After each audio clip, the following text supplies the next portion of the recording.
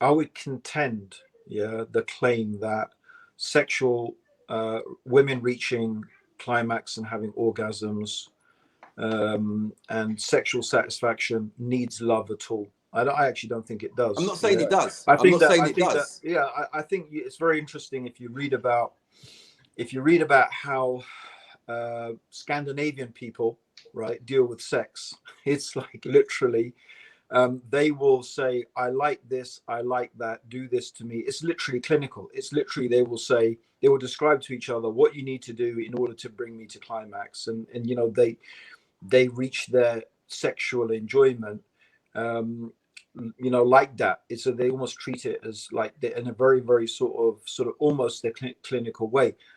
I would agree with you that you know, maybe love can add a whole element of, you know, barakah, and of maybe even, you know, an extra whole dimension to that. Now, I don't know if it was you and me had an interesting discussion, which I'd love to hear Ilyas's thoughts on it, about sex being a bonding, a really important, because I was looking this from an evolutionary perspective, just out of curiosity. I was saying, why is sex so much fun, right? I wanted to understand what, from an evolutionary perspective, what do they think? Why do they think sex is so enjoyable? You know, like what's the real reason, right? Because there's plenty of creatures who, you know, they have sex and die after it, you know, like, you know, it's not, you know, for example, right? So like, why? And so one of the theories in sex theory is that it's because it's a bonding mechanism, which we, you know, I took this baton and ran with it because it fitted my, you know, my ideas. It still does, right? Actually, About what, Abdurraheem,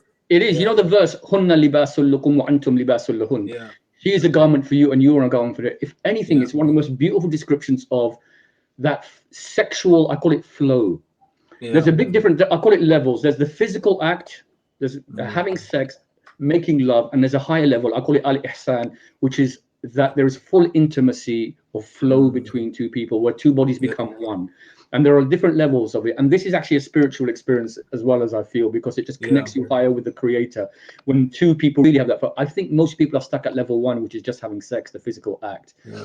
And you, I what mean, you it's said about interesting, bro. Sorry, just to say, yeah, I sorry, was reading yeah, about, sorry, just because this is really fascinating, and to be yeah, honest, I could listen to you. I would happily start speaking and listen to you. But so I was reading about, you know, some studies that were done about people who were, you know, their sexual relationships, right? yeah, And they found that people who are long-time partners, here's the interesting thing, who were partners for a long time, yeah, they were able to have extremely fulfilling and yeah, enjoyable sexual experiences in a very short time. And in fact, this is what exactly how they described it, is that these people, that, you know, that actual act that they were doing was like, it was like a dance. It was like a yeah, thing yeah. that they had, you know, they had learned how to really reach that sense of satisfaction together, which is so in the face of this one night No, it is. stand, you know, And Abdurraheem, Tinder swipe a different person every night. there is It's a, like, yeah, no, absolutely. yeah, I just want to, there is a brilliant book. I think he's actually a Christian couple in America, and they've been together for right, 30, 40 years, and they've said, yeah, you know, they've been together for 30 years, and they say every time is different. And I actually have it in my course. I call it midlife revival, which is that even after 25 years of marriage, you can have intimacy with your partner, husband and wife, and it can be like the first time, really. And it's exactly that. It's the difference between what I call perfunctory and robotic to real dance, the dance and the flow of two bodies in complete unison together.